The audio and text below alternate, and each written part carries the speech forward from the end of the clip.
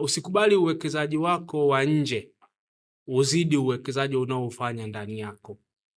Yaani uwekezaji wako kwenye biashara, kwenye taaluma, kwenye kazi, kwenye uwekezaji kama uwekezaji wenyewe, kwenye familia, usikubali uwe umewekeza zaidi huko kuliko ulivyowekeza kwenye roho yako.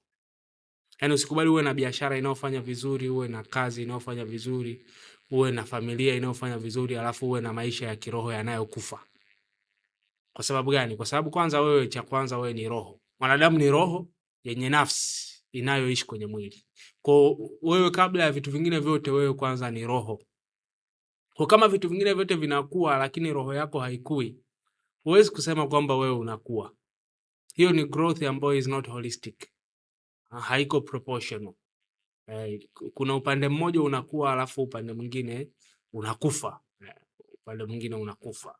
Kwa kama ukuaji wako haufiki kwenye roho yako, maana yake ni kwamba bado hujaanza kukua in the proper meaning of the term.